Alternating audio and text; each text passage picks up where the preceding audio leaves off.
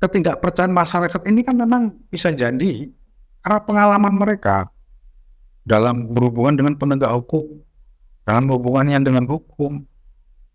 Seperti tadi kita sempat sedikit membahas, hukum itu sesuatu yang mengerikan.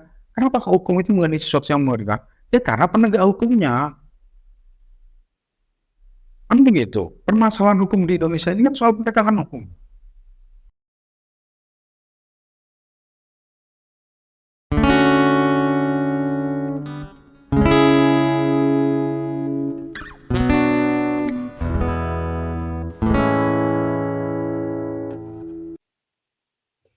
Besar, hari ini kita mau bahas masalah tagar yang ada di dalam sosial media yang sampai sekarang itu tagar ini masih dipakai ya Mas, yaitu mau viral, no justice.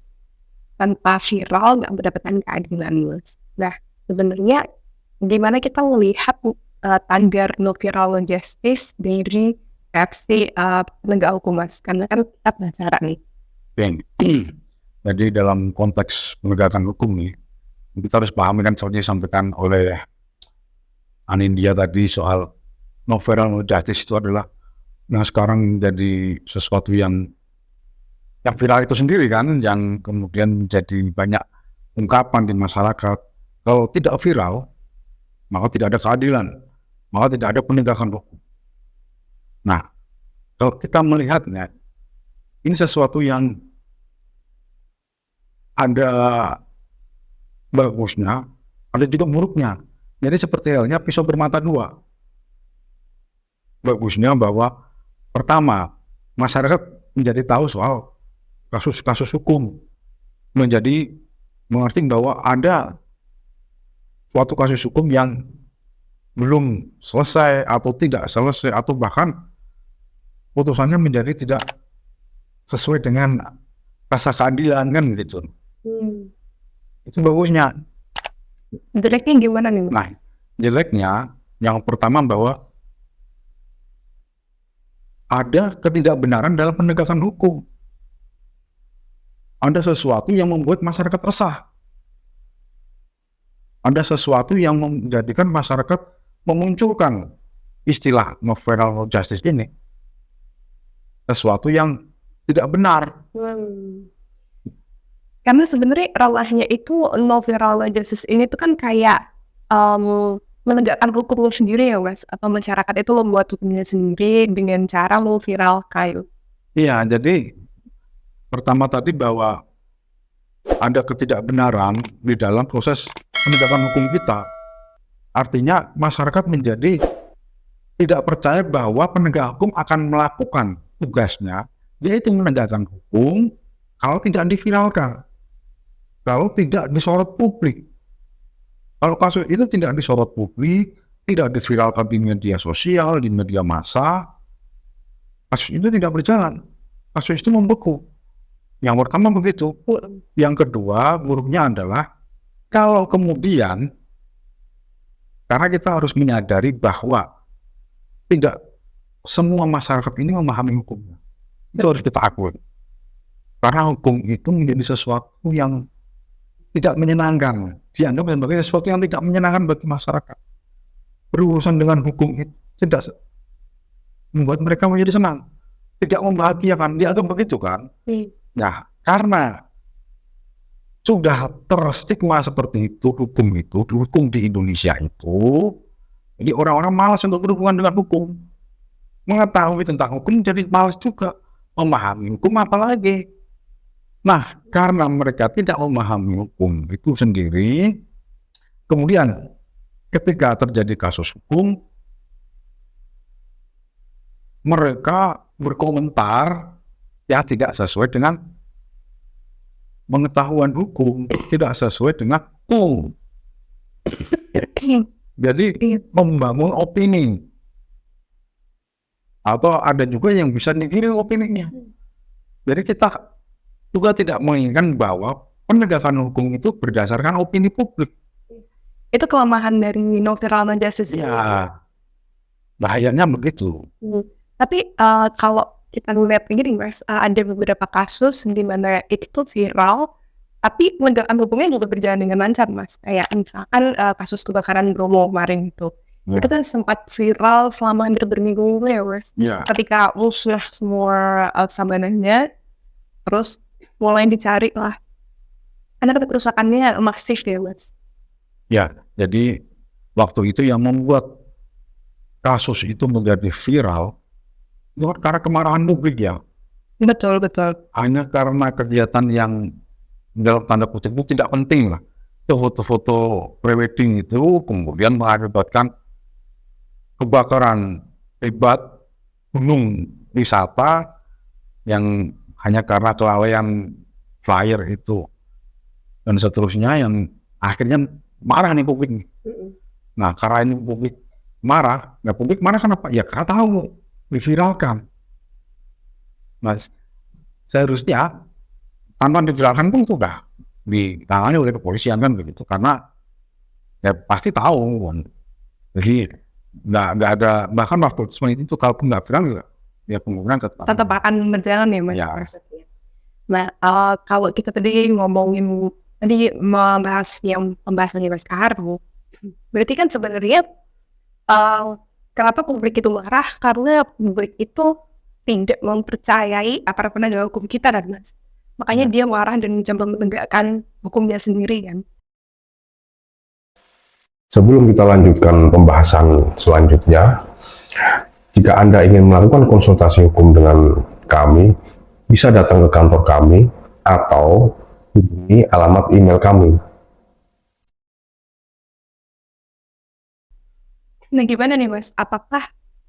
Bagaimana Mas Kaharu menyikapi itu sebagai pengacara terhadap ketidakpercayaan masyarakat terhadap aparat penegak hukum?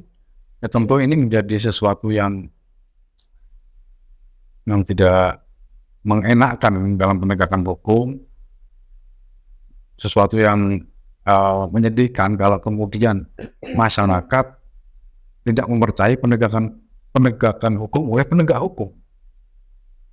Jadi ketidakpercayaan masyarakat ini kan memang bisa jadi karena pengalaman mereka dalam berhubungan dengan penegak hukum, dalam hubungannya dengan hukum.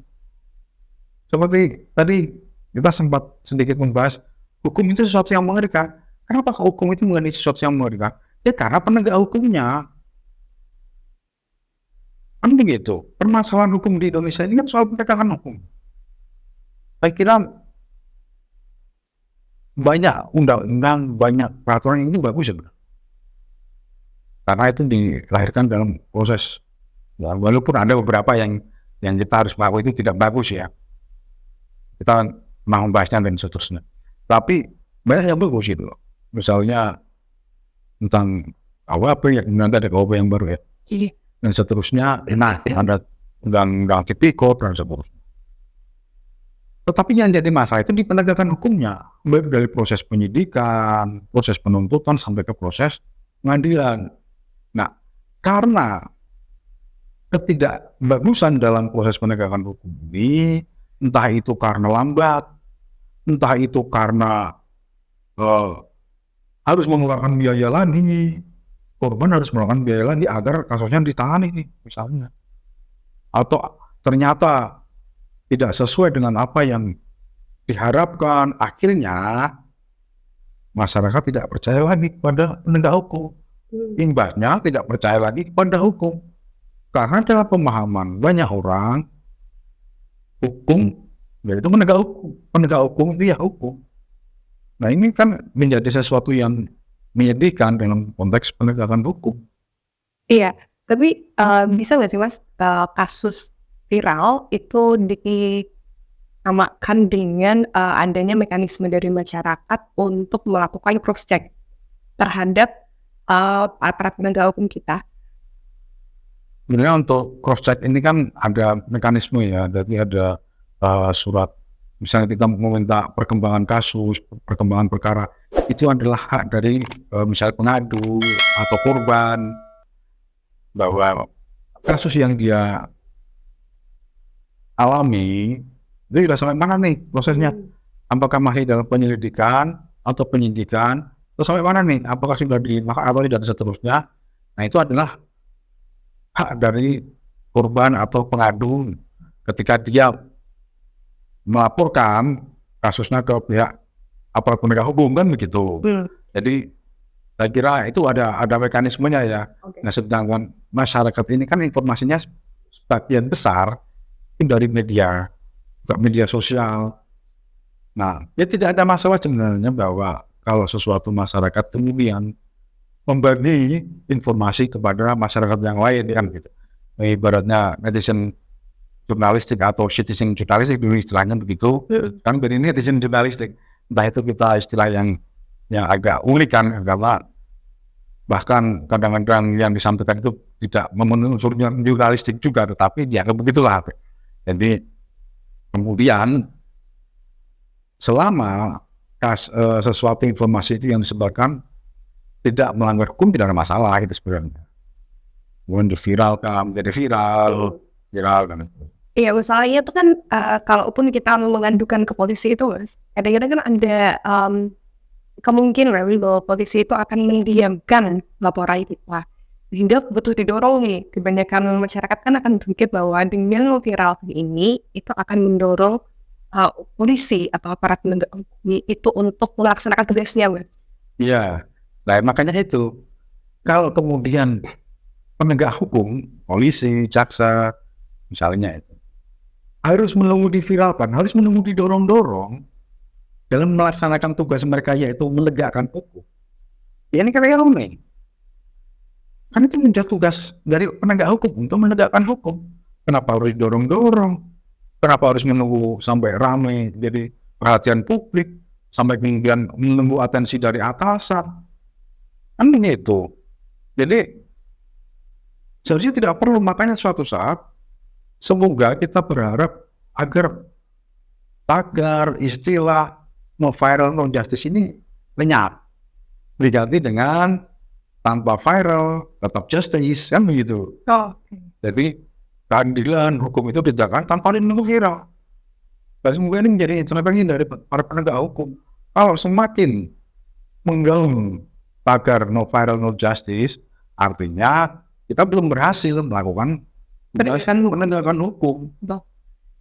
Semoga aparat penegak hukum kita berkaca dan semakin lebih baik ya, Mas. Ya, semoga mereka memahami bahwa kritikan kepada mereka adalah karena kita berharap penegakan hukum itu berjalan dengan sesuai yang kita harapkan, kan begitu.